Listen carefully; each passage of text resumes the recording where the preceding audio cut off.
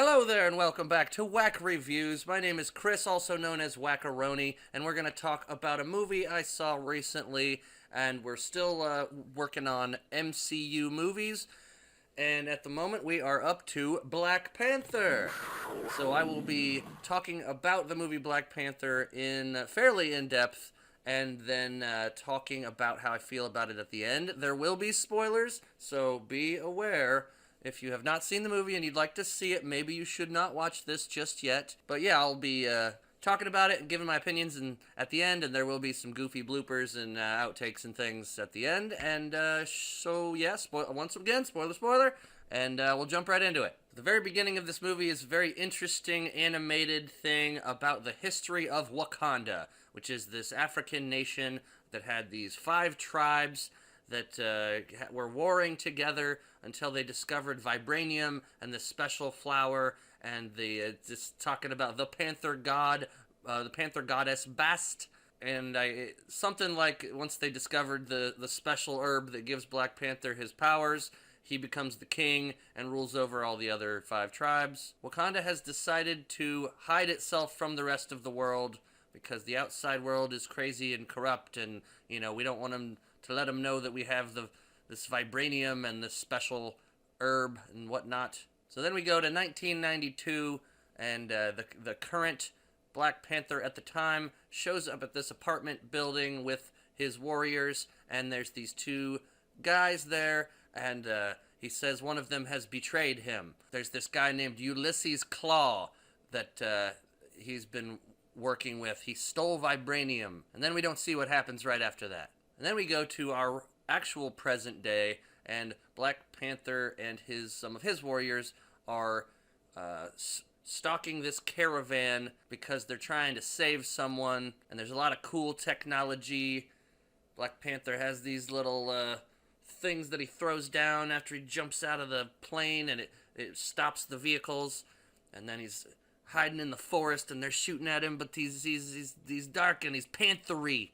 He beats the shit out of all of them, and then we meet this girl that was a former love interest of his, and he is inviting her to come to his big coronation ceremony where he will become king and the new Black Panther, even though he sort of already is. And then we see them flying the plane through this cool stealthy force field thing into Wakanda, and Wakanda is this beautiful African place where there's lots of really cool technology, but also traditional African, buildings and outfits and things like that.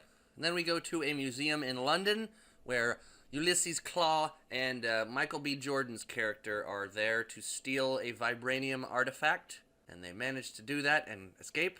And then we go to this big, weird cliffside ceremony. I say weird because it just looks odd. It's all CG and weird, and just at weird angles and stuff. There's like people dancing on the cliff sides and stuff. It's all very precarious and kind of dangerous looking, if you ask me. But there's going to be a fight. If anybody wants to challenge for the right to be the king of Wakanda and the new Black Panther, they must battle in the water on this cliffside battle arena thingy. It's kind of strange because as like technologically advanced as they are, it's still very strange and primitive to be having to like fight to the death kind of thing. Anyway, Black Panther wins and retains his position as Black Panther. Before the fighting match, they give him this thing, they make him drink this thing that takes away his Black Panther powers, so he just has to use his own human abilities in the fight. But when he wins the fight, they give him the juice again. They give him the Panther juice again, and it gives him his powers back, and it also sends him into this ancestral plane where the former Black Panthers are they're in a tree in this weird plane of existence. They're all like actual panthers that anyway, one of them turns into a person, and it's his dad that had died in a previous movie. Former Black Panther, he discusses things with his father, and that's pretty much it. A couple times in this movie, we'll see these giant rhinoceroses, and they're really weird looking. Very bad CG for these big rhino looking things. But then we get to see Black Panther go meet up with his sister, who's a tech genius, and she's made him a new suit. And the new suit, if it absorbs enough kinetic energy, it can explode, basically. And she tricks him into, like, kicking it, and it, like, knocks him backwards and whatever. And the new version of the suit, like, comes out of the necklace, I think. Like nanotechnology kind of thing. Black Panther and his people find out that Ulysses Claw is going to be doing a deal at this weird secret casino place. So they infiltrate the casino place, and they see that there's a CIA guy from the U.S., and it's Martin Freeman. I think we may have seen him in a previous movie. And then we get our Stan Lee cameo, where once the guy leaves the casino table, he, like, takes the guy's chips or whatever. Ulysses Claw does show up, and it's Andy Serkis. We saw him in the Ultron movie. Ultron cut off his hand, and there's a big shootout that happens, but he's got a new hand that is sort of a robot hand thingy that goes and it shoots this big thing. He actually has a goofy-looking arm gun in the comics as well. I think if I can find a picture, I'll post it here somewhere. And then there's this big crazy car chase, and some of it's kind of cool and some of it's kind of silly. Like Black Panther's sort of running on the side of a building and sort of on top of the car, like using his claws in the ground to help the car turn. And then there's like a really goofy moment where, like, I forget what the lady's name is, but she's got a spear and she's on the hood of the car and she throws the spear and it, like, goes down into the hood of the car and it, like, stops the car or whatever. I just thought it was really stupid because it's like, she doesn't have any... They're shooting guns at her, and she's just, like, right on the top of a car where she should be easy to shoot, but maybe she's wearing vibranium armor. I don't really know, but that was kind of a stupid scene to me. They managed to apprehend Ulysses Claw, which is Andy Serkis, and he's just going hog wild with this role as Claw. Andy Serkis is hamming it up, just being as silly and goofy as he possibly can. And Martin Freeman's got him there, and they're interrogating him about the vibranium and what he was doing and what he was selling and whatnot. Michael B. Jordan and his some of his goons show up, blow a hole in the wall, and they help Claw escape. Michael B. Jordan betrays Claw because he has some bigger plan, so he kills Claw. And I noticed he was wearing this interesting armor. And I looked it up later because I was like, this looks like Dragon Ball, like, Vegeta, like, Saiyan armor. And I would know, right? And I looked it up, and apparently it sort of is supposed to be. It was influenced by Michael B. Jordan, because apparently he's a fan of anime. Put up a picture here of the two next to each other. Also, in one of those What If episodes, he mentions he's a fan of anime. And he's building this, like, Gundam-looking robot with Tony Stark, but that's a What If cartoon thing. And he explains that the older Black Panther killed his father, and so this is all part of his plan to take over and get even with the Black Panther lineage. Apparently, that beginning scene where the old Black Panther shows up with his people, right after that, he kills one of the guys that betrayed him, which turns out to be Michael B. Jordan's father, which is Black Panther's uncle. So he brings the body of Claw to Wakanda to prove to them that he can do what Black Panther couldn't do, and he wants to challenge Black Panther for the crown, for the right to be Black Panther and the King of Wakanda. Part of Michael B. Jordan's, I'm just going to call him Killmonger. Eventually he goes by the title Killmonger. Killmonger says, why aren't we helping the rest of the world? There's people around the world who need our help, our technology, our weapons, and they could overthrow the oppressive governments. But we're not doing anything. We're not helping them. So I'm going to be, when I'm king, when I beat him, I'm going to send our weapons all over the world so that the oppressed people can rise up. I saw this goofy meme thing on a cartoon on YouTube, and it was like, it was Black Panther talking to Killmonger, because he's got all these little tattoo marks all over him. And he says whenever he kills somebody, he leaves a little scar. So the guy in the cartoon's like, he's like, knock knock, who's there? Wakanda. Wakanda who? Wakanda man turns himself into a giant pickle. Stupid. A Pickle Rick. So they're doing another cliffside battle. He's been challenged. Turns out Killmonger is very, very good at fighting, and he beats him, and he throws him off the edge of a cliff.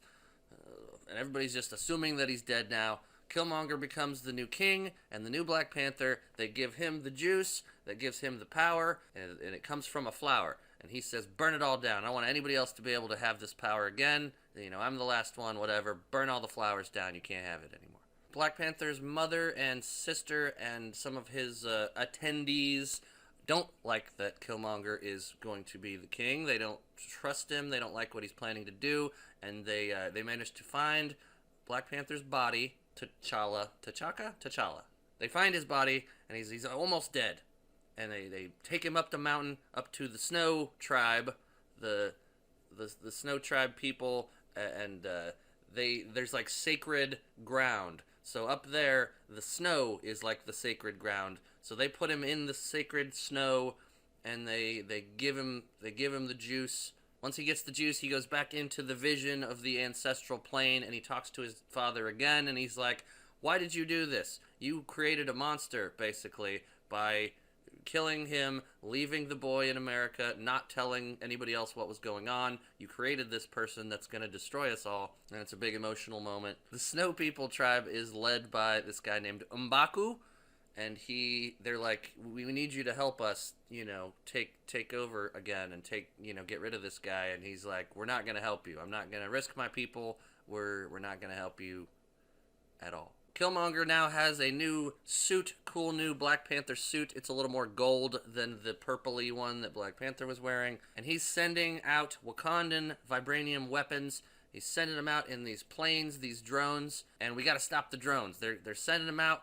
We got to bring the planes down. The security people of Black Panther are called the Dore Malage, and I think it's pretty much all women, and they have these cool spears, and they do a lot of ass kicking, and a bunch of them try to fight Killmonger, but he's too strong. Black Panther is back, and he's trying to fight off a bunch of these guys that have these like force field cloaks, like weird looking, like it's like they pull these cloaks, and there's a goofy looking force field thing, and they surround him, but Black Panther's got the kinetic energy thing inside him, so that they beat him enough where it just explodes and they all go flying back. And there's just a small group of resistance against the armies that Killmonger now has at his disposal. People come riding in the CGI rhinos, which sometimes it looks kind of cool, or it should be cool, but just the way it just looks kind of bad, and it just ends up being kind of lame. Some of the ladies get new weapons. Shuri has these cool like panther head gloves that they shoot out little laser beam thingies. At some point, they had brought Martin Freeman's character to Wakanda to heal from like a bullet wound, and he's now trying to help them. So Shuri, the sister character, gives him this remote chair thing where he's able to sort of remotely fly a drone that's going after the other planes with the weapons, and he's shooting them down, and they're he's barely able to shoot them all down, and it's sort of it's an action-packed kind of thrill moment kind of thing. Black Panther and Killmonger start their big one-on-one fight. They somehow tumble down into this area where there's like magnets that are able to like shut down the vibranium energy, so their suits keep like disappearing and then reappearing, depending on like if there's a train going by and the magnets are there. The whole time they're fighting, when they're like falling down, the CG in this is kind of just hard to watch. It already is like two characters that have like the exact same powers that look very similar, but man, when it's like they're tumbling through the air, it looks like a mess. And then like some of the fight stuff, it just looks so cartoonish and weird. It looks like the people out in the field that are still warring with each other. It looks like our good guys are about to lose. And then who comes flying up over the hill with another army? It's M'Baku and the Snow People. Remember how he was like, we're not gonna help you no matter what? Well, there you go. Last minute help from the guy who said they weren't going to help.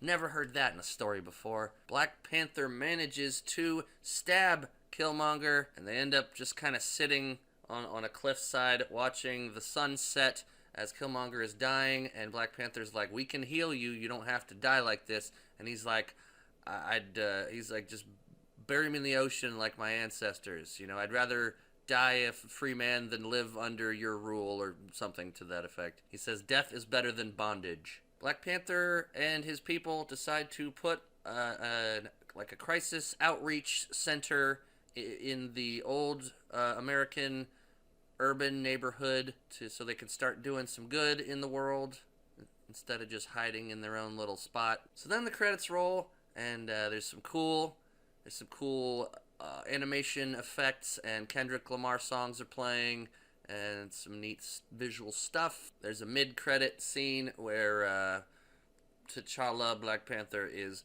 telling the world that that Wakanda is now going to be helping them. They're going to come out of hiding, and they're going to start helping, and everybody's like, how are a bunch of farmers going to be able to help the rest of the world? And like sort of smirks, like, you know, because he knows they got all the crazy technology. They're not just a bunch of farmers. They're crazy technological people with vibraniums. And the post-credit scene is a reveal that the Winter Soldier, Bucky, is alive. He is missing an arm at the moment, and they call him the White Wolf. But he's there, and he's alive, and he'll join us again, and they've removed a lot of the programming from his mind, so that's good. It's a pretty fun movie. It's got some social commentary. It's a big deal. It was a big cultural deal because it was one of the first big budget, almost entirely black cast, and so that was, you know, it's sort of a big historical, cultural thing. I appreciate it for what it is, what it's done, and you know, for what it is. I don't think it's a great movie. As far as MCU movies go, it's okay. I had my issues with a lot of it was with the CGI, and the story was just kind of mediocre in my opinion, and just the fact that both the villain and the hero have the exact same powers, and they look very similar. I always hated in movies when they do that. So I'm just nitpicking, giving little gripes here. I thought the whole Vegeta armor thing was kind of weird. It's a little off-putting if you actually have seen any of Dragon Ball, and you pick up on it. You're like, that's kind of odd. What an odd choice for them to just put it in a big budget movie like that. But it's cool, whatever. The acting seemed good. The music is sort of a mix of like rap and some like African type music. The Black Panther suit is really crazy. They made it all glowy and purple, and like I felt like they sort of overdid it. Like the original design was cool, and we only saw it in one movie, right? We only saw it in Civil War, and it looked fine to me. Like they made it all crazy and purple, and I don't know. I think they went a little too far with that. Like I said before, it's a decent movie. I don't think it's that great, other than, you know, its cultural significance. It's just sort of an okay action movie, Marvel kind of movie. But, you know, you can let me know your thoughts in the comments if you'd like. I appreciate hearing what you guys have to say. And I hope you enjoyed hearing me talk about it. And I'll catch you again on the next one. Later on, everybody. Can't scratch fever. Can't scratch fever. Let me try that over.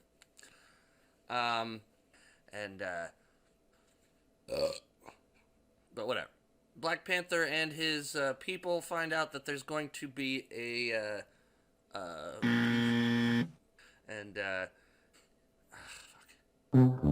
you suck. Or whatever. Fuck me in a fuck you, you stupid cunt. So during their the Snow People tribe is run leaded a bunch of the people in so basically this big war starts out. You suck. Go to and there's some cool Kendrick Lamar songs with some cool vegetables.